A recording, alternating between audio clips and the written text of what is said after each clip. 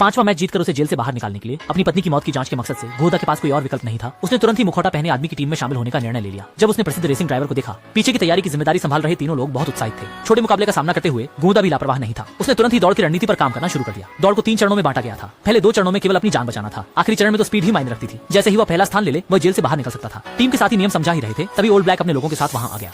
पिछली बार यही हुआ था जिसने मुकाबले में मास्क वाले आदमी को मार डाला था। बस उसे अभी तक प्रतिद्वंद्वी की मृत्यु की खबर नहीं है। इस बार जो भी हो जाए, वह मास्क वाले आदमी को खत्म करने की धमकी देता है। जल्द ही जेल से बाहर निकलने वाले कैदी वापस जेल भेज दिए गए। उनमें से एक के कंगन ने गोदा का ध्यान आकर्षित किया। उसे स्पष्ट रूप से याद था कि उसके घर में गुस्सा हुआ नकाबपोश आदमी भी ठीक वैसा ही कंगन पहनता था। क्या उसकी पत्नी की मौत और इस जेल के बीच कोई संबंध है? जांच करने का समय नहीं है। अब सबसे जरूरी बात यह है कि इस प्रतियोगिता को जीतना है। जैसे ही बाहर निकल सको, सब कुछ ठीक रहेगा। जेलर की व्यवस्था के तहत बोड़ा ने नकाब पहन लिया। नकाब वाले व्यक्ति की वापसी के साथ ही असंख्य कैदी खुशी से चिल्लाने लगे। लाइव स्ट्रीम देखने वाले लोगों की संख्या भी चौंकाने वाले 40 मिलियन तक पहुंच गई। अगर वह इस बार की प्रतियोगिता जीतता है तो वह इतिहास में ऐसा पहला इंसान बन जाएगा जिसे बरी कर दिया जाएगा। जहाँ रेस हो रही हो, वहाँ सुंदरियां तो होंगी ही। यूट फॉन्ट ने महिला जेल से कुछ हॉट गर्ल्स को चुना, जैसे कि नेविगेटर्स। बोदा की पार्टनर एक लड़की है जिसका नाम टक है, जिसकी फिगर वाकई गजब है। लेकिन दोनों ने बस एक दूसरे का अभिवादन ही किया। कार्टर ने तुरंत समझ लिया कि वह असली मास्क वाला आदमी नहीं है। जैसे ही पहचान सामने आ गई, पोड़ा ने उसे ईमानदारी से बात करने का फैसला पिछली शरारत से बेहतर दिखने वाला।